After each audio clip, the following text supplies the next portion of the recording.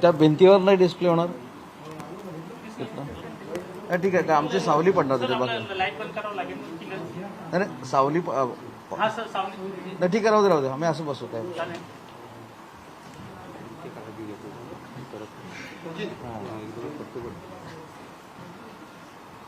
झालं का रे?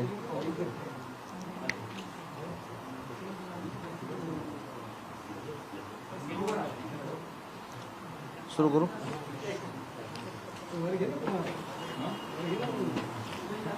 बरं, आज या पत्रकार परिषदेला मी आणि राज्यमंत्री तनपुरे साहेब देखील उपस्थित आहेत.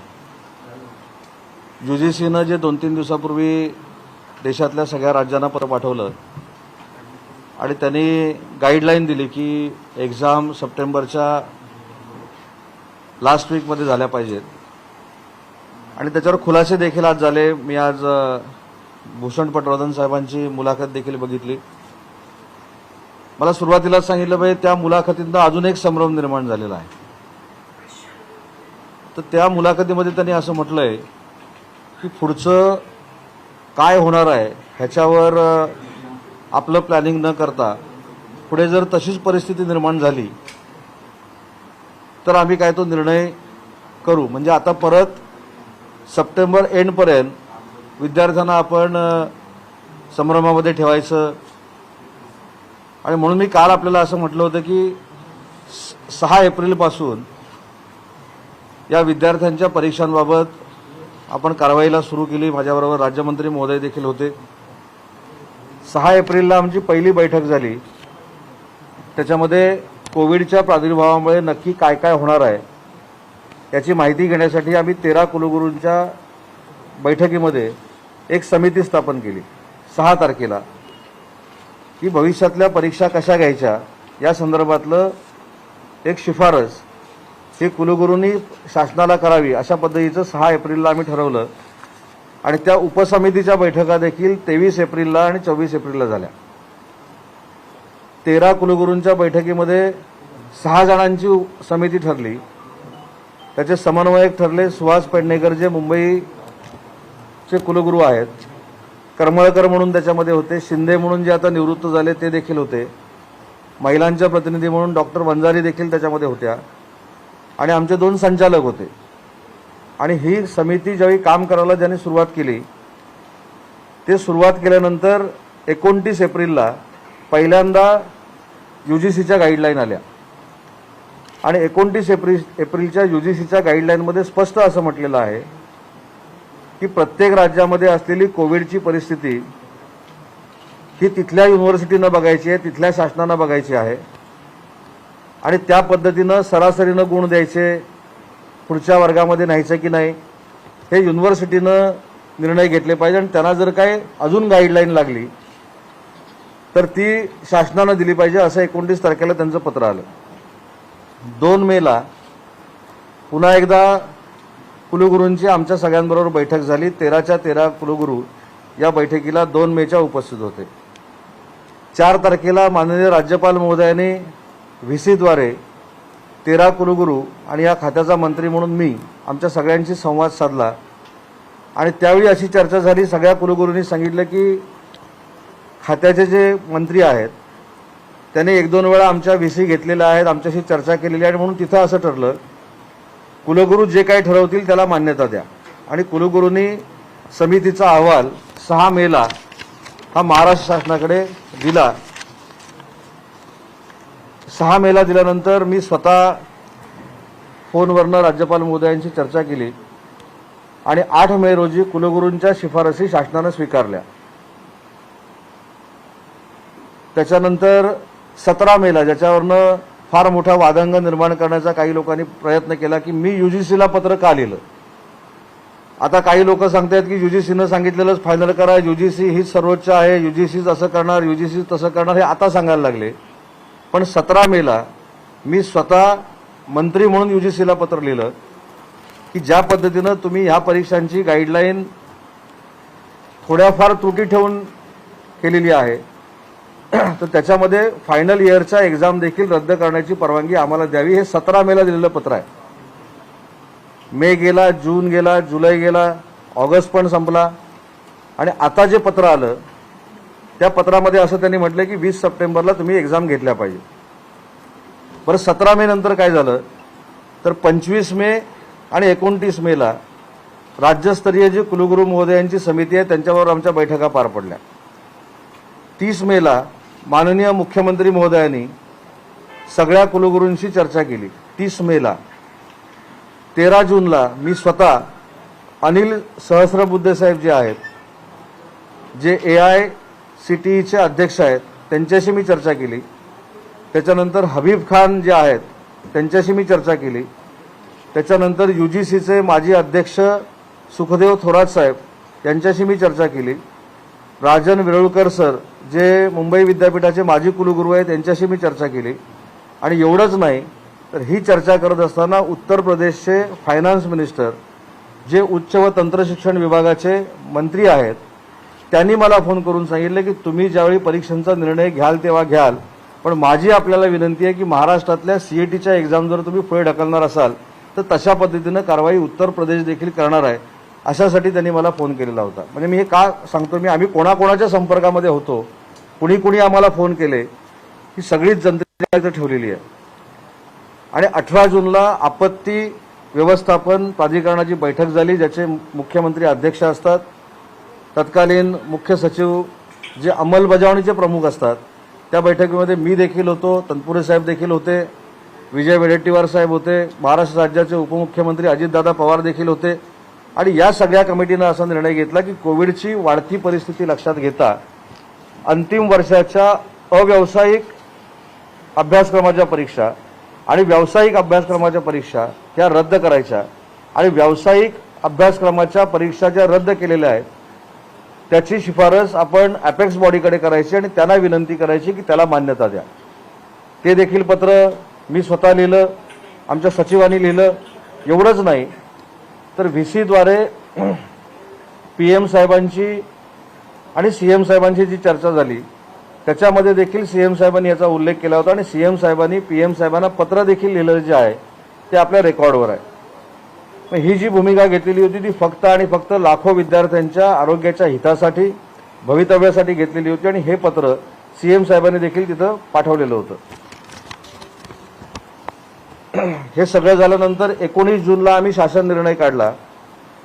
23 जूनला उच्च व तंत्रशिक्षण विभागामार्फत जी मी म्हटलं की पत्र आम्ही पाठवली शिखर परिषदेला, ती आम्ही पत्र पाठवली.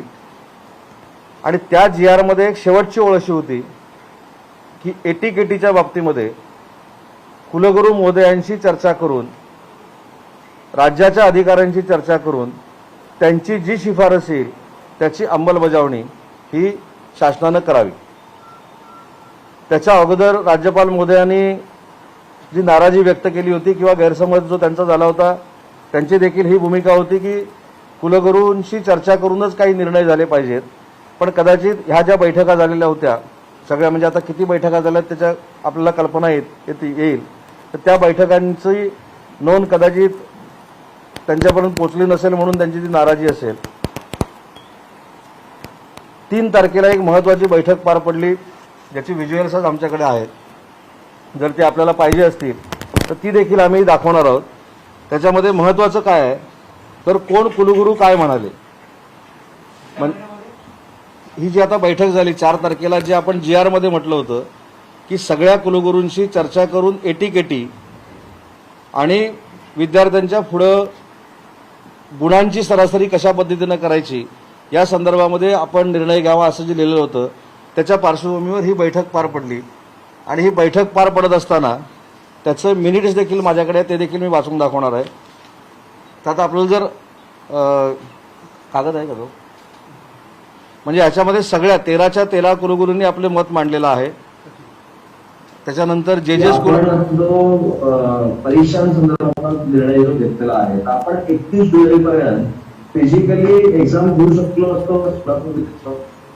तर आपल्याला सोलापूर विद्यापीठामध्ये फिजिकल एक्झाम घेणं शक्य नाही आणि तुम्हाला आता जसं म्हटलं की फार जास्त कोरोना प्रभावित झालेला हा भाग आहे. पण आपण जर ऑनलाईन म्हटलं तर आपल्याला काही विद्यार्थी स्टॉप झालं ते सिक्वेन्स वाईज ना. आठवणार नाही सर विद्यार्थ्याला सध्या फार परिस्थिती खराब आहे. म्हणजे सोलापूर विद्यापीठानं त्याच्यामध्ये असं सांगितलं की आम्ही एक्झाम घेऊ शकत नाही, कोविडची परिस्थिती खराब असल्यामुळं आम्ही विद्यार्थ्यांना सांगू देखील शकत नाही. सोलापूरच्या विद्यापीठाच्या कुलगुरू आहेत हे चांदेकर सर म्हणून आहेत, जे नागपूर आणि अमरावती विद्यापीठाचे कुलगुरू आहेत. चांदेकर सरांचं बोलू का? चांदेकर आपण जो GR मध्ये जो निर्णय घेतला आहे ते तर परिस्थितीनुरूप लक्षात येत आहे की ते कदाचित म्हणजे ते बरोबर आहे, कारण परीक्षा न घेण्याचा जो विषय होता, कारण परिस्थिती चिघळत चालली आहे. पण सर इम्प्लिमेंटेशन साठी दोन गोष्टी त्याच्यामध्ये असू दे ना, असे कर ना, जे अजून राहिलेले आहेत त्या कधीतरी आपण जर क्लिअर केल्या, जसं एटीकेटीच्या बाबतीतलं आणि प्रोफेशनल एज्युकेशनचे जे विद्यार्थी आहेत त्यांच्या बाबतीतलं, तरी जर दोन गोष्टी क्लिअर केल्या ना, तर तो जो पहिल्या मीटिंग पासून आपला युनिफॉर्मिटीचा विषय आहे तो विषय एक खऱ्या अर्थाने सगळ्या विद्यार्थ्यांमध्ये युनिफॉर्मिटी जो राबवण्यात येईल म्हणून इथे पॉज कर ना. हा जो मुद्दा आहे त्यांनी मांडलेला चांदेकर सरांनी, तो ह्या मिनिट्समध्ये आलेला आहे. ते पण मिनिट्स मी आपल्याला वाचून दाखवतो.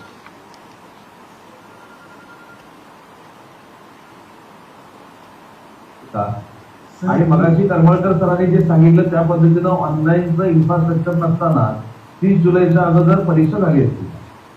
सर शक्यच नाही. 30 जुलै काय आजची परिस्थिती अशी आहे की 30 सप्टेंबर सुद्धा परीक्षा होऊ शकत नाही. आणि अगदी पहिल्या दिवशीपासून जो आमचा स्टँड होता की ग्रामीण भागातल्या विद्यार्थ्यांना ह्या सुविधा नसल्यामुळं ऑनलाईन परीक्षा शक्यच नाही. भविष्यामध्ये आता जी चर्चा झाली त्या दृष्टीने आपल्याला स्टेप्स घेणं आवश्यक आहे, पण आजच्या स्थितीमध्ये ऑनलाईन परीक्षेचा पर्याय आपण स्वीकारू शकत नाही. आणि परीक्षा हे औरंगाबाद विद्यापीठाचे कुलगुरू येवले सर.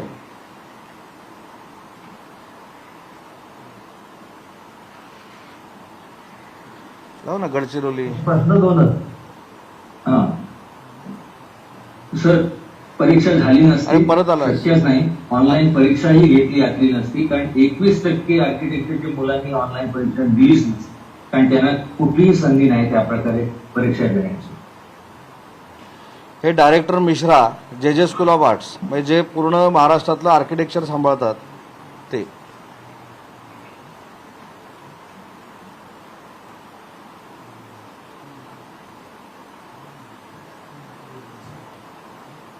ट्रान्सपोर्टेशनचा कदाचित प्रश्न होता, पण आता तो प्रश्न संपलेला आहे. दुसरा विषय आहे की आता आम्ही परीक्षा घेऊ शकत नाही, कारण विद्यार्थी दुसऱ्या विद्यापीठांमध्ये परीक्षा होत नाही म्हणून आमचे विद्यार्थी परीक्षेसाठी तयार होणार नाही असे एकंदरीत वातावरण आहे. दुसरी गोष्ट आहे की ऑनलाईनच्या संदर्भामध्ये ऑनलाईन परीक्षा तर इम्पॉसिबल आहे आणि ऑनलाईन एज्युकेशन जो आपण 20% किंवा 40%चा कॉम्पोनंट भविष्यामध्ये एज्युकेशन सुरू करण्याच्या संदर्भात विचार तो करतोय किंवा ह्या संदर्भात सावंतसाहेब आपलं सांगू इच्छितो की ह्या विद्यापीठाची अवस्था अत्यंत वाईट आहे. माझ्याकडं विद्यापीठामध्ये अजून स्टुडिओ नाही, कुठला एखादा रेकॉर्डिंग करता येत नाही, तर बाकीच्या महाविद्यालयामध्ये रेकॉर्डिंग करण्याची सुतराम शक्यता नाही. महाविद्यालय जे जवळपास 175 संख्या कार्यान्वित आहेत, त्याच्यापैकी फक्त 25 महाविद्यालयाचं ॲक्रेडिटेशन झालेलं आहे, 33 महाविद्यालय. त्यामुळं याच्यामध्ये आम्ही आपला काळ सांगू इच्छितो की काल दिवसभरामध्ये आम्ही डिस्कनेक्ट होतो, म्हणजे कुलगुरू स्वतः डिस्कनेक्ट होतो. आमच्याकडं कुठल्याही बस पुढे गेला ते त्यांनी होऊ नये म्हणून सांगितलेलं आहे. नेटवर्क हा फार मोठा इश्यू आहे. आणि आपण जे सांगतात की रत्नागिरी किंवा बुधला तळकोकणामध्ये जी परिस्थिती आहे त्याच्यापेक्षाही वाईट परिस्थिती चंद्रपूर हा ग्रामीण भाग आणि गडचिरोलीचा एंटायर भाग ह्या ठिकाणी अशा अवस्था आहे. विद्यार्थ्यांची आर्थिक परिस्थिती अत्यंत वाईट आहे. कुठल्याही फॅसिलिटीज आमच्या प्राध्यापकांकडून काही ऑनलाईन कोर्सेस डेव्हलप करून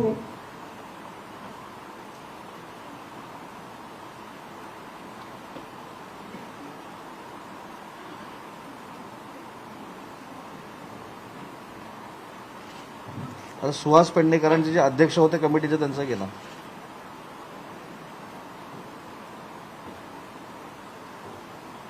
तर अशाच सगळ्या 13 कुलगुरूंच्या म्हणजे जर पुढच्या पण बघायच्या असतील तर आहेत.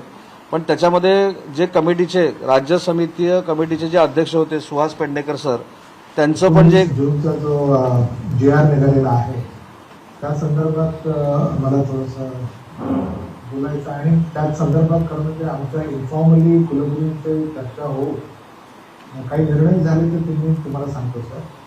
नंबर 1, जेव्हा आपण मुलांकडून ऑप्शन घेतो आहोत की तुम्हाला शेवटच्या सत्राची परीक्षा हवी की नको, आणि ते सूत्र कुठलं वापरावं हे विद्यापीठाने ठरवावं असं आपल्या GR मध्ये आहे. त्यामुळे आम्ही सर्वांनी म्हणून असं एक ठरवलं की जो फॉर्म्युला आपण फर्स्ट इयर सेकंड इयरसाठी वापरला होता UGCचा, तोच फॉर्म्युला इव्हन थर्ड इयरसाठी वापरू शकतो.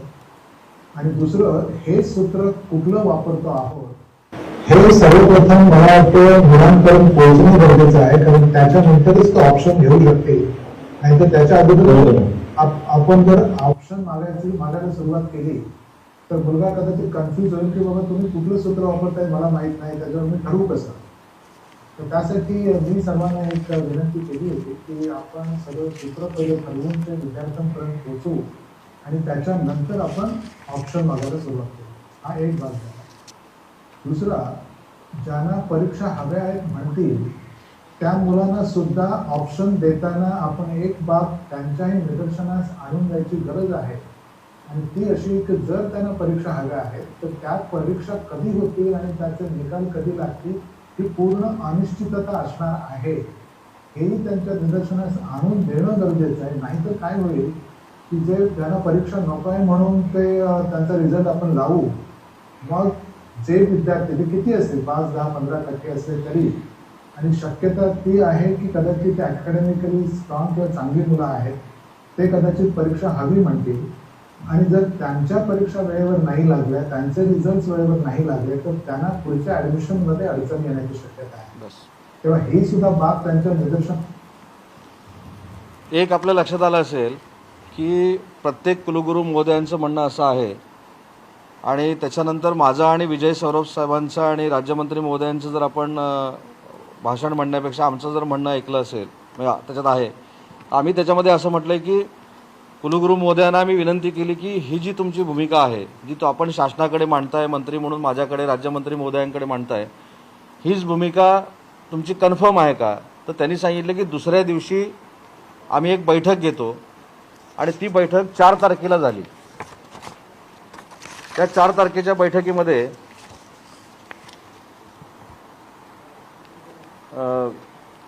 नामदेव कल्याणकर हे कुलगुरू उपस्थित होते, मुरलीधर चांदेकर हे कुलगुरू उपस्थित होते, शशिकला वंजारी मॅडम या देखील उपस्थित होत्या, PP पाटील सर जळगावचे हे देखील उपस्थित होते, प्राध्यापक वायुनंदन यशवंतराव मुक्त विद्यापीठ हे पण उपस्थित होते, नितीन करमळकर पुणे आणि कोल्हापूर विद्यापीठाचे प्रभारी हे देखील उपस्थित होते, सुहास पेडणेकर कुलगुरू मुंबई विद्यापीठ आणि होमी भाभा स्टेट युनिव्हर्सिटी हे देखील उपस्थित होते, मृणालिनी फडणवीस कुलगुरू सोलापूर या देखील उपस्थित होत्या, उद्धव भोसले कुलगुरू रामानंद तीर्थ मराठा विद्यापीठ हे देखील उपस्थित होते, VR शास्त्री डॉक्टर बाबासाहेब आंबेडकर तंत्रशास्त्र विद्यापीठ लोणरे हे पण उपस्थित होते, प्रमोद येवले डॉक्टर बाबासाहेब आंबेडकर मराठवाडा विद्यापीठ औरंगाबाद, धनराज माने संचालक आणि अभय वाघ संचालक हे देखील उपस्थित होते.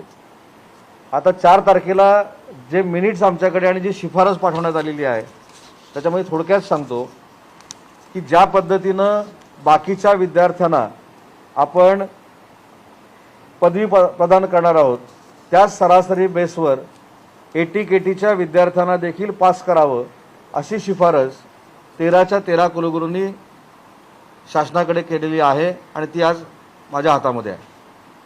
दुसरं त्याच्यामध्ये असं लिहिलेलं आहे की जर ही सरासरी काढून विद्यार्थी पास होत नसेल तर त्याला ही कोविडची सिच्युएशन लक्षात घेता विद्यापीठाच्या अंतर्गत ग्रेस मार्कची जी प्रोव्हिजन आहे ती ग्रेस मार्क द्यावे आणि त्याची AT-KT मुक्त करावी अशा पद्धतीची शिफारस ही या समितीनं शासनाकडे केलेली आहे. दुसरा महत्त्वाचा मुद्दा जो आता पेडणेकर सरांनी इथे सांगितला, त्यांनी आमच्याकडे GR मध्ये अंशतः बदल करून द्या अशी मागणी केली आणि ती मागणी ही डिझास्टर मॅनेजमेंट कमिटीच्या पुढची होती. त्यांनी असं सांगितलं की विद्यार्थ्यांकडे आपण जो आता ऑप्शन मागतोय तो ऑप्शन मागण्यापेक्षा सरसकट विद्यार्थ्यांना आपण पदवी देऊ आणि ज्या विद्यार्थ्यांना आपल्या मार्क्समध्ये इम्प्रूव्हमेंट करायची असेल, आपल्या ग्रेडमध्ये इम्प्रूव्हमेंट करायची असेल, त्यांनी पुन्हा एकदा कोविडचा प्रादुर्भाव गेल्यानंतर परीक्षा द्यावी, अशी अंशतः बदल करून आम्हाला द्यावा, अशी त्यांनी एक शिफारस आमच्याकडे केली. आणि तिसरी शिफारस ती देखील महत्त्वाची आहे. तिसऱ्या शिफारसीमध्ये त्यांनी असं म्हटलंय की पूर्वी ज्यांना आपण असं म्हटलं होतं की 0 पासून 120 दिवसापर्यंतच्या कालावधीमध्ये अकॅडमिक इयर सुरू झाल्यानंतर ATKTची एक्झाम द्यावी लागेल, त्या पण विद्यार्थ्यांना हे सूत्र वापरून ATKTची परीक्षा घेऊ नये अशा पद्धतीची शिफारस ही त्या मिनिट्समध्ये आहे. आणि म्हणून मी जे काल सांगितलं की आम्ही कुलगुरूंशी चर्चा केली नाही, आम्ही कुलगुरू महोदयांना कुठची गोष्ट विचारली नाही किंवा विचारत नाही, हा जो काय एक अपप्रचार केला जातोय हा चुकीचा आहे. माझ्या माहितीप्रमाणे माझ्या अध्यक्षतेखाली आणि राज्यमंत्री महोदयांच्या उपस्थितीमध्ये किमान या 6-7 महिन्यामध्ये 5 ते 6 वेळा विविध गोष्टींसाठी आम्ही कुलगुरू महोदयांची चर्चा केली, VCवर चर्चा केली. आणि मागच्या आठवड्यापासून एक नवीन उपक्रम आम्ही सुरू केला आहे, तो म्हणजे प्रत्येक विद्यापीठाच्या ज्या काही अडीअडचणी आहेत त्यांची बैठक VCवर लावायची आणि त्यांचे प्रश्न सोडवण्याचा एक कार्यक्रम आम्ही 2 आठवड्यापासून हातामध्ये घेतला. आणि त्याच्यामध्ये SNDT युनिव्हर्सिटीचे जे काही प्रश्न होते ते आम्ही काल सोडवले.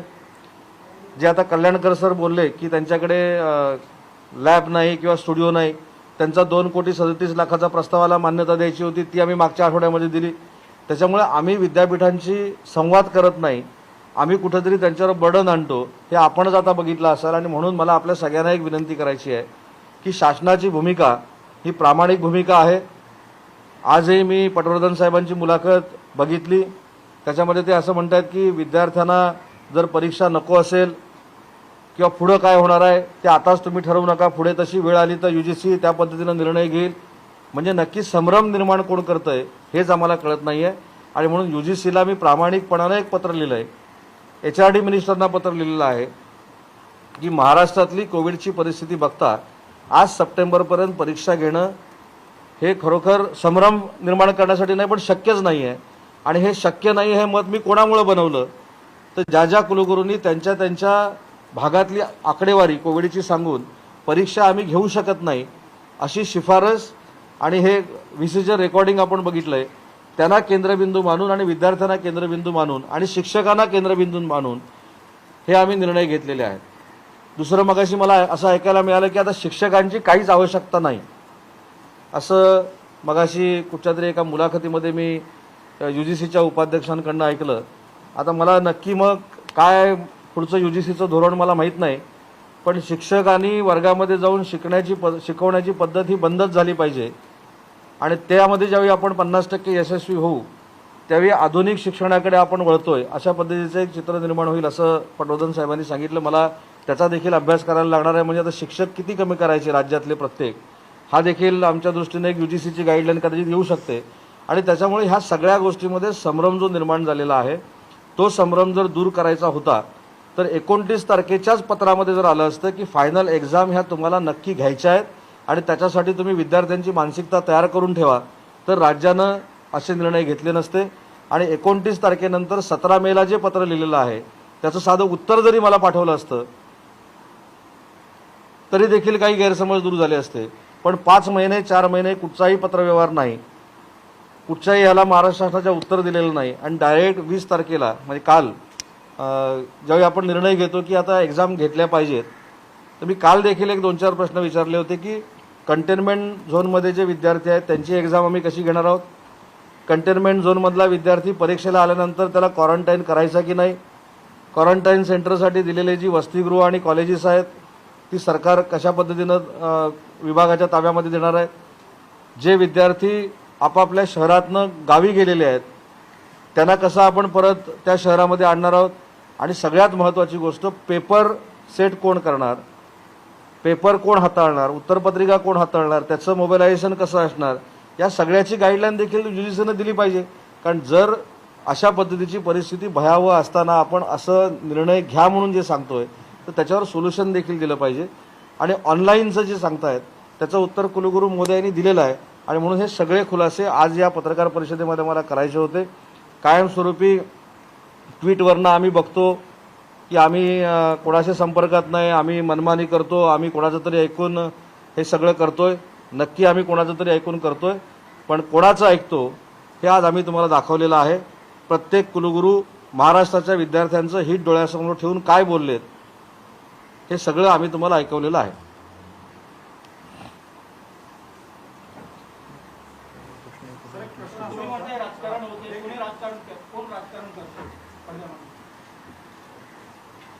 पडद्यामागचं राजकारण मला माहित नाही, पण विद्यार्थ्यांच्या प्रश्नावर राजकारण होऊ नये ही पहिल्या दिवसापासून मी विनंती करतोय. सर, त्या मुलाखतीत असं सुद्धा म्हणजे की अन्य राज्यांनी सुद्धा परीक्षा घेतलेल्या आहे आणि 2003 पासून सर्व विद्यापीठांवर युजीसीचे नियम बंधनकारक आहे.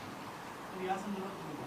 नाही, युजीसीवर आणि युजीसी मार्फत बोलणाऱ्यांवर कोणी आक्षेप घेतलेलाच नाही आहे. युजीसी ह्या संस्थेबद्दल आदर आहेच आहे, पण 29 तारखेला जर युजीसीनं सांगितलं असतं की विद्यार्थ्यांच्या फायनल इयरच्या एक्झाम तुम्हाला घ्यायच्याच आहेत तर तशा पद्धतीची यंत्रणा शासनानं प्रत्येक राबवली असती ना. आता मी स्वतः ओडिशाच्या प्रिन्सिपल सेक्रेटरींशी बोललो, मी राजस्थानच्या मंत्री महोदयांशी बोललो, मी युजीसीचे प्राध्यापक कराड नावाचे एक जे साहेब आहेत जे कमिटीचे सदस्य होते, अध्यक्ष होते, त्यांच्याशी देखील मी बोललो. म्हणजे हा काय पॉलिटिकल फार्स आहे म्हणून आम्ही करत नाही. ऑक्टोबर किंवा नोव्हेंबरमध्ये परीक्षा होणार नाहीत हे जर कुलगुरू महोदय सांगत असतील तर नक्की शासनानं त्यांच्याबरोबर राहिलं पाहिजे की युजीसी बरोबर राहिलं पाहिजे हा संभ्रम आता आमच्यामध्ये निर्माण झालेला आहे. कारण ग्राउंड रियालिटी कोण बघतं तर कुलगुरू बघतात. कुलगुरू महोदयांचंच म्हणणं असं आहे की आम्ही ऑनलाईन एक्झाम पण घेऊ शकत नाही, आम्ही एक्झाम पण घेऊ शकत नाही. अशा परिस्थितीमध्ये पुढं कसं जायचं हा संभ्रम आता आमच्यामध्ये निर्माण झाला आणि म्हणून मी पत्र लिहिलं की महाराष्ट्रामध्ये ह्या परीक्षा कुलगुरू महोदयांशी सगळ्यांची चर्चा केल्यानंतर असं आम्हाला वाटतं की आम्ही घेऊ शकत नाही. असं पत्र मी त्याच दिवशी केंद्र शासनाला पाठवलेलं आहे. परीक्षा घेता येऊ शकत नाही, पण वारंवार विरोधी पक्ष एक प्रश्न उपस्थित करतो की जर यांना डिग्री देण्यात आली तर हे कोरोना डिग्रीवाले ठरतील. तर अशामध्ये कुलगुरूंनी याबद्दल काही मत व्यक्त केलं का की गुणात दर्जा टिकावा? नक्की. दर्जा त्यांना डिग्री दिल्यानंतर नाही दर्जा टिकावा यासाठी त्यांचं मत काय होतं आणि सरकारचं त्यांचं काय? अतिशय महत्त्वाचा हा प्रश्न तुमचा आहे. आधी कोविड बाधित बॅच हा जो काही शब्दप्रयोग जे लोक करतायत मला त्यांना एक विनंती करायची आहे. हे कोविडचं जे संकट आहे हे काय मानवनिर्मित नाही आहे. त्याच्यामुळं अशा पद्धतीनं विद्यार्थ्यांचं खच्चीकरण करणं हे योग्य नाही. आणि कुलगुरू महोदयांनी ज्याच्यामध्ये लिहिलं आहे हा जो अहवाल त्यांनी आम्हाला शिफारस दिलेली आहे त्याच्यामध्ये तर शासनानं घेतलेल्या निर्णयाच्या पुढे जाऊन कुलगुरू महोदय असं म्हणतायत की आम्ही ऐच्छिक परीक्षा असा शब्दप्रयोग केला होता. कुलगुरू महोदयांनी असं सुचवलंय की कोविडची परिस्थिती लक्षात घेता तुम्ही सगळ्यांनाच पदवी द्यायचा निर्णय घ्या आणि त्याच्यानंतर ज्यांना कोणाला एक्झाम द्यायची आहे ते एक्झाम देतील आणि त्यांना आम्ही रेग्युलर सर्टिफिकेट जसं देणार त्याच पद्धतीचं सर्टिफिकेट आम्ही देणार हे कुलगुरूंनी याच्यामध्ये नमूद केलं.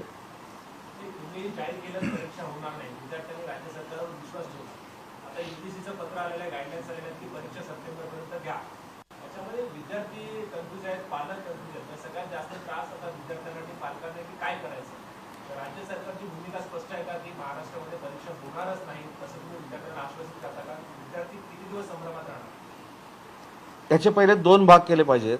आपल्याकडे जे 34.5 लाख विद्यार्थी हायर अँड टेक्निकल एज्युकेशनला शिकत आहेत त्यातल्या जवळजवळ 25 लाख विद्यार्थ्यांचा विषय हा क्लिअर झालेला आहे, तो पूर्वीच क्लिअर झालेला आहे. त्यांना आपण कॅरी फॉरवर्ड करून पुढच्या वर्गामध्ये आणतोय आणि ती सगळी यंत्रणा प्रत्येक युनिव्हर्सिटी तयार करते, त्यांचं ते काम 15-20 दिवसामध्ये संपून जाईल. महत्त्वाचा मुद्दा असा होता की 8.5 लाख विद्यार्थी जे आहेत जे अव्यावसायिक आणि व्यावसायिक अभ्यासक्रमामध्ये शिकतात त्यांच्या बाबतीतला हा विषय, त्यांच्या एटीकेटीच्या बाबतीतला हा विषय होता आणि त्याच्या बाबतीतली शासनाची भूमिका ही आमची ठाम असल्याचं पत्रानं देखील आम्ही केंद्र शासनाला कळवलेलं आहे. त्याच्यामुळे परीक्षा जर घ्यायच्या असतील तर त्या कशा पद्धतीनं घेतल्या गेल्या पाहिजे ह्याची देखील गाईडलाईन आली पाहिजे. आज महाराष्ट्राची परिस्थिती बघता आपण म्हणजे मी जे मगाशी एक कुलगुरू बोलले कल्याणकर सर म्हणून मी त्यावेळी देखील त्यांना सांगितलं होतं की रत्नागिरी आणि सिंधुदुर्ग हे 2 जिल्हे हे शून्यावर होते, कोविड बाधित तिथे 0 होते. पण आजचा जर तुम्ही रत्नागिरीचा आकडा बघितला तर आम्ही 1000 पण क्रॉस करू शकतो अशी रत्नागिरीची परिस्थिती आहे आणि सिंधुदुर्गची परिस्थिती आम्ही 500 क्रॉस करू शकतो अशी आहे. पण ज्या जिल्ह्यामध्ये एकही कोविडचा बाधित पेशंट नव्हता तिथं 1000 आणि 500 जर येत असतील तर अशीच परिस्थिती सगळीकडची आहे. आणि म्हणून आपण जे म्हणतोय की नोव्हेंबरपर्यंत शैक्षणिक वर्ष सुरू केलं पाहिजे. विद्यार्थ्यांमध्ये दुसरा एक संभ्रम असा आहे की ज्यांना परदेशामध्ये शिकायला जायचं आहे, ज्यांना कॅम्पस इंटरव्ह्यूमध्ये नोकऱ्या लागलेल्या आहेत, त्यांना पदवी सप्टेंबरच्या अगोदर दिली गेली पाहिजे. हा देखील एक विषय आहे आणि या सगळ्याचं भान ठेवून सरकारनं निर्णय घेतलेला आहे की त्यांच्या परीक्षा होऊ नयेत. आणि म्हणून आता देखील मी आज किंवा उद्या मुख्यमंत्री महोदयांना विनंती करणार आहे की पुन्हा एकदा त्यांनी पंतप्रधान महोदयांशी किंवा अमित शहा साहेबांशी बोलावं आणि ते देखील बोलतील, आम्ही देखील त्याच्याशी प्रयत्नशील आहोत. पण जो काही निर्णय असेल तो लवकरात लवकर महाराष्ट्र सरकारच्या वतीनं जो निर्णय घेतलेला आहे तसा व्हावा यासाठी आम्ही प्रयत्नशील आहोत.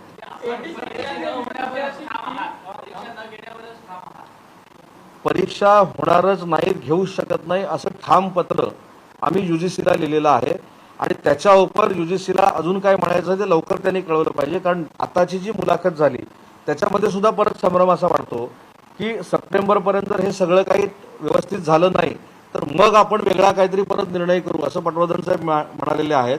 पण त्याच्यामध्ये मग परत विद्यार्थ्यांना सप्टेंबरपर्यंत पुढे असं टांगती तलवार ठेवायची का डोक्यावर?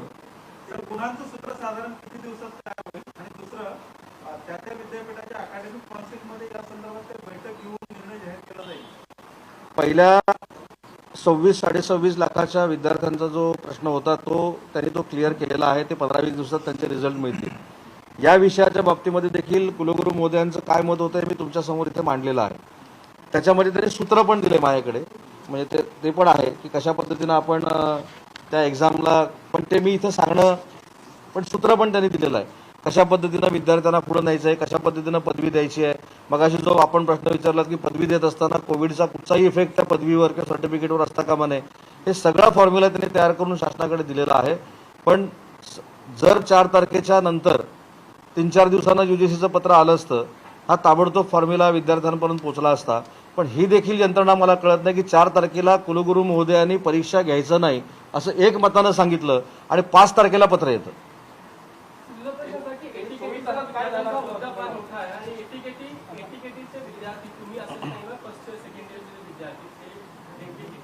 त्याचबरोबर तुम्ही त्याचं जे असेसमेंट म्हणता की ग्रेस मार्क जर तो पास होतच नसेल तर सरासरी गुण जर तुम्ही म्हणायला म्हणतात तर जरा ग्रेस मार्क द्यायचे. अशा ग्रेस मार्कची पद्धत तर महाराष्ट्राच्या सर्व विद्यापीठांमध्ये उपलब्ध आहे का? जर नसेल तर तुम्हाला त्यासाठी वेगळं प्रस्ताव किंवा करावं लागेल? ते सगळ्या विद्यापीठांमध्ये आहे ग्रेस मार्कची पद्धत.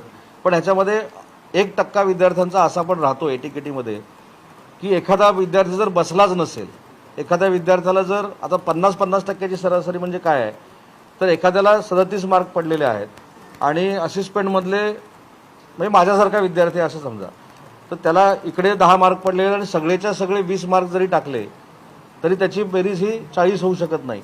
मग जर ग्रेसचा फॉर्म्युला युनिव्हर्सिटीकडे असेल त्यांनी तो वापरावा. पण त्याच्यातनं सुद्धा मला असं वाटतं की 0.001% जे आलेलेच नव्हते किंवा ज्यांची असेसमेंट झालेलीच नाही आहे किंवा त्यांना 0 मार्क्स आहेत त्यांच्या बाबतीत थोडाफार प्रॉब्लेम होऊ शकतो. पण मला असं वाटतं की 98% एटीकेटीच्या विद्यार्थ्यांना या फॉर्म्युलाचा फायदा होऊ शकतो. विद्यार्थी अद्यापही संदर्भात परीक्षा होणार की नाही राज्य सरकारने स्वतः मुख्यमंत्र्यांनी जाहीर केलं होतं की परीक्षा महाराष्ट्रामध्ये अंतिम वर्षाच्या होणार नाही. UGCने आता पत्र पाठवलं, तुम्ही पुन्हा UGCची पत्र व्यवहार करताय तर UGC आपल्या निर्णयावर ठाम राहिली तर महाराष्ट्रामध्ये परीक्षा होणार की नाही? ते त्याची मी सांगितलं ना, मी काही तज्ज्ञांशी देखील आम्ही चर्चा करतोय, काही ठिकाणं माहिती घेतोय. माहिती घेतल्यानंतर हे सांगणं योग्य ठरेल. कारण मी एखादं परत वक्तव्य करून विद्यार्थ्यांना कुठच्या संभ्रमात आणू इच्छित नाही. परंतु विद्यार्थ्यांच्या आरोग्याच्या हिताचाच विचार करून ज्या काही आम्ही बैठका करतोय किंवा तज्ज्ञांशी बोलतोय, मी मगाशी पण सांगितलं की UGCचे माजी अध्यक्ष जे होते थोरात साहेब त्यांच्याशी देखील बोलून आम्ही हा फॉर्म्युला तयार केला. त्यांनी देखील सांगितलं की महाराष्ट्रामध्ये हेच करणं योग्य आहे. ते UGCचे माजी अध्यक्ष आहेत. जसं मी वेळुळकर सरांचं सांगितलं की जे कुलगुरू होते त्यांच्याशी देखील आम्ही चर्चा केली. अनेक अशी मान्यवर मंडळी आहेत की ज्यांच्याशी चर्चा करून मग कुलगुरूंची चर्चा करून आम्ही हे ठरवलेलं होतं. पण ठीक आहे, UGCचं जे पत्र आलेलं आहे त्यांना मी विनंती केलेली आहे, मी देखील पत्र पाठवलेलं आहे आणि काही तज्ज्ञ लोकांशी आम्ही बोलतोय.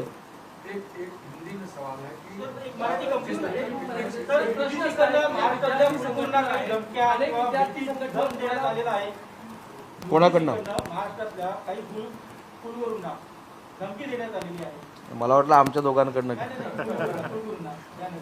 नाही, मला माहीत नाही. आणि असं जर धमकी विमकी आली असेल तर त्यांनी पुढे येऊन सांगावं. मला काय त्यातली काही कल्पना नाही. परंतु 13च्या 13 कुलगुरूंनी त्यांच्या म्हणण्यावर ठाम राहून सह्या दिलेल्या आहेत. ज्या विद्यार्थी संघटना आहेत, युवा तर पुढे चाललेली त्यांना परीक्षा नको, तर अशा जे विद्यार्थी आहेत ज्यांना परीक्षा बसायची त्यांचं काही मत घेण्याचा प्रयत्न सरकारचा असेल का, की त्यांना खरोखर परीक्षा हवी आहे किंवा नको आहे? कारण का जो विद्यार्थी आहे त्याचं मत पण ह्या पूर्ण प्रक्रियेमध्ये जाणून घेणं तेवढंच महत्त्वाचं असतं. अगदी महत्त्वाचं म्हणजे 100 विद्यार्थी जे आहेत तर त्यातल्या 95% विद्यार्थ्यांचं असं म्हणणं आहे, जे कुलगुरू महोदयांनी सांगितलं की आम्हाला एक्झाम नको. 5% लोकांना एक्झाम हवी आहे, पण ती आम्ही देतोय ना. आम्ही त्यांची एक्झाम रद्दच केलेली नाही.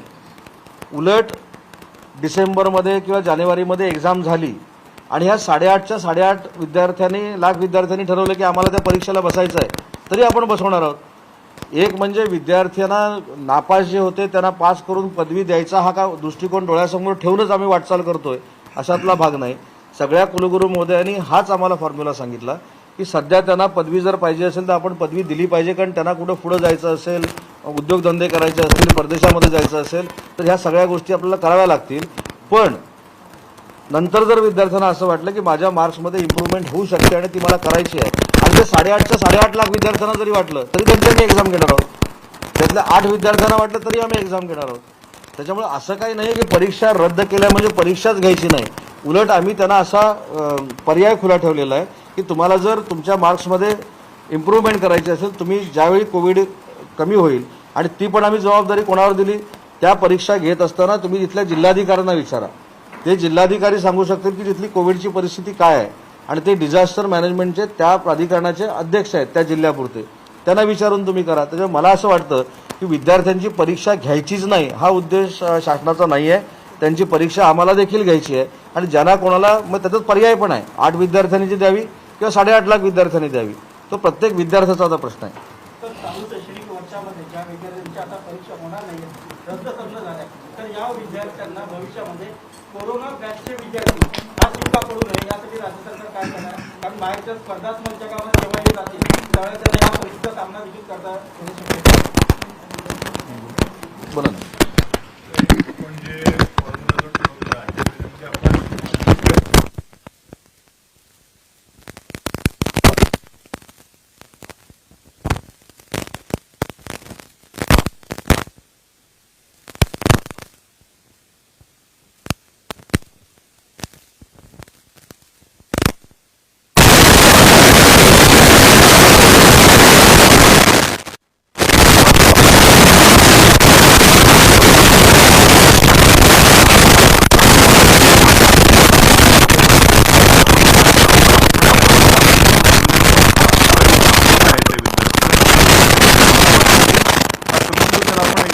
संधी देतोय, त्यामुळे तसं काय मला वाटत नाही. काय सवाल है, कोरोना के समय में क्या बीजेपी या केंद्र सरकार राज्य सरकार के साथ ये राजनीति कर रही है? पहले आपने जब मना किया तो पहले राज्यपाल की तरफ से कहा जाना कि नई परीक्षा होनी चाहिए, फिर राज्यपाल का पत्र आता है, फिर मना करते हैं और ये नियम लागू होता है, यूजीसी की तरफ से पत्र आता है.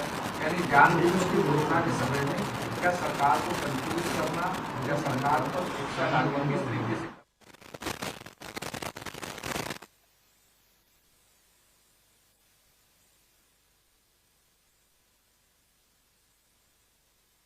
आगे भी रहेगा. ऐसा कुछ नहीं है कि हम साइड ट्रैक करके राज्यपाल महोदय को जा रहे हैं. पहली मीटिंग, पहला जो फॉर्मूला हमने बनाया वो उनके साथ ही बातचीत करके हमने बनाया था, लेकिन कौन राजनीति कर रहा है, किस लिए कर रहा है, ये हमको पता नहीं.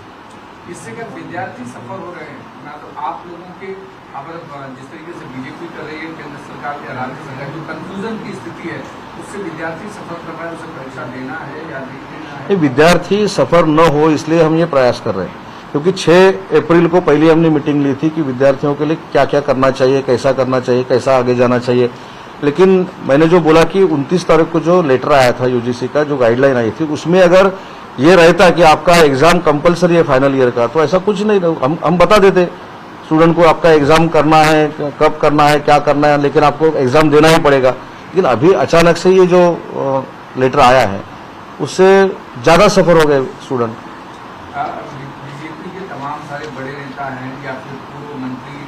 तावड़े में लगातार सब कह रहे हैं कि जो अब की डिग्री मिलेगी वो कोरोना बाधित इस तरीके से सर्टिफाइड होगा और लोगों के बीच में इस तरीके से मजाक बनेगा और ये राज्य सरकार जानबूझ के लोगों को बच्चों का मजाक बनेगा।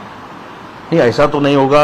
ऐसा स्टूडेंट को क्रिटिसाइज करना भी अच्छी बात नहीं है, लेकिन जो कुछ हम करेंगे वो विद्यार्थियों को केंद्र बिंदु मान के ही करेंगे। अभी आखिरी ये है कि एग्जाम होगा या नहीं होगा, या राज्य सरकार केंद्र सरकार से अभी और बात। हमने तो केंद्र सरकार को डायरेक्टली लेटर लिखा है कि हम ये एग्जाम नहीं कर सकते, आप इसमें चेंजेस करके हमको भेज दो। हमने कल ही बोला है, अभी 2-3 दिन रुकने के बाद आगे कैसा जाने का वो तय करेंगे। यदि सर केंद्र सरकार ये निर्णय लेती है कि एग्जाम लेना होगा तो क्या आप पोस्टपोन करेंगे या क्या करेंगे? अभी 2-3 दिन जरा रुकते हैं, क्या यूजीसी का लेटर आता है, क्या आता है। हम सीएम साहब को भी रिक्वेस्ट करने वाले हैं कि वो वापस एक बार पीएम साहब से बात करें, तो बाद में ये कहना अच्छा रहेगा। कल आपने बात की है, फोन कन्वर्सेशन भी शायद यूजीसी के साथ हुआ है? नहीं, मैंने प्राध्यापक कराड़ साहब जो है, जो यूजीसी ने कमेटी बनाई थी ये सब करने के लिए, उनके साथ मैंने बात की है। उन्होंने भी मुझको ऐसी सलाह दी कि आप लेटर भेज दो, हम यूजीसी के पास भेजेंगे। मैंने जिसके साथ बात की वो हमारे साथ तो पॉजिटिव ही बोलते हैं। अभी मैंने कोट किया, सहस्त्रबुद्धे सर के साथ में मैंने बात किया तो उन्होंने बोला आप भेज दो, हम मान्यता देते हैं। लेकिन इधर आते वक्त कैसा वो उल्टा पलट हो जाता है मालूम नहीं। एक यूजीसीनी या गाईडलाईन्स देताना जो काही एक निकष घातला आहे की ह्याचं बॅकग्राऊंड दिलं की academic evaluation of student is very important and a milestone in any education system. The performance in examination gives confidence and satisfaction to the students and is a reflection of competence, performance and credibility that is necessary for global acceptability. तर आपण आपल्या सगळ्या ह्याच्यामध्ये धोरणामध्ये हेच आपण बघितलं की कॉम्पिटन्स, परफॉर्मन्स, क्रेडिबिलिटी ही मागच्या सगळ्या परफॉर्मन्स शैक्षणिक सत्रामध्ये विद्यार्थ्यांनी दिलेलीच आहे, त्यामुळे त्यालाही आपण कुठं तडा जाऊ देत नाही। आणि विद्यार्थ्यांचं कॉन्फिडन्सची लेवल आणि सॅटिस्फॅक्शनचं विद्यार्थ्यांचंच बऱ्यापैकी सर्वांचं म्हणणं आहे की परीक्षा कॅन्सल करा। त्यामुळे ह्या मूळ जे निकष घातलेत, मूळ जो पाया आहे निर्णयाचा, हाच मला कुठेतरी जरा चुकीचा वाटतो। सामंत आपण शिवसेनेचे मंत्री आहात, शिवसेना पक्षप्रमुख उद्धव ठाकरे आज संजय निरुपम काँग्रेसचे माजी खासदार राहिलेले आहेत, त्यांनी अशा आरोप वेगवेगळ्या प्रकारचे आरोप केलेले आहेत, त्याच्यामुळे मातोश्री 2 या संदर्भात जी जागा घेण्यात आली त्या संदर्भात आरोप करण्यात आले। तर आपण शिवसेनेचे मंत्री म्हणून आपली काय भूमिका या आरोपांमध्ये? मला असं वाटतं की त्यांच्या आरोपाकडे काही लक्ष देण्याची गरज नाही। माननीय उद्धव साहेबांना अख्खा महाराष्ट्र ओळखतो, त्याच्यामुळे असे आरोप प्रत्यारोप होत राहतात आणि त्यांच्या आरोपाकडे लक्ष देणं, आणि मला असं वाटतं की महाराष्ट्र काही देश त्या आरोपाकडे लक्ष देणार नाही। संजय निरुपम ने जिस तरीके का आरोप किया है कि मातोश्री 2 पर कहीं न कहीं पैसे के ट्रांजेक्शन में कम दिखाया गया है, वैल्यू ज़्यादा है और इसके पीछे कहीं न कहीं कुछ आर्थिक व्यवहार हुआ है, इसे कैसे देखते हैं? मुझे ऐसा लगता है कि उनके स्टेटमेंट को कोई वैल्यू नहीं देगा, इसलिए उसके ऊपर बात करना उनको बढ़ाने जैसा है। एक एटीकेटी स्टूडेंट्स को लेकर के क्या होगा जिनका इस साल एटीकेटी था उनको? एटीकेटी का भी फॉर्मूला जो है वो सब कुलगुरु महोदय ने हमको दिया हुआ है इस मिनट्स में, तो सब वो भी ऐसा बोल रहे हैं कि वो जो एटीकेटी के स्टूडेंट है उनको भी आगे लेके जाना चाहिए, ये उन्होंने सिफारिश में बोला है। Thank you. हाँ घ्या ना, जरा 2 मिनिटं झूमवरचे काही प्रश्न आहेत? येस, अनम्यूट करून देतो। स्पीकरवर ना सर, पण स्पीकरवर पण नव्हता नव्हता। एवढंच करा सर, फक्त बोलताना तोच लुकीकडे ठेवा, कदाचित एखादा वेगळा प्रश्न। Okay okay okay, yes yes.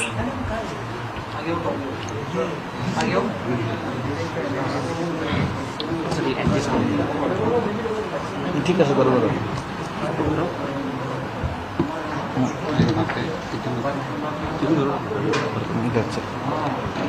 Cut झालं। हां ये ना, लॅपटॉप लॅपटॉप ते त्याच्यावर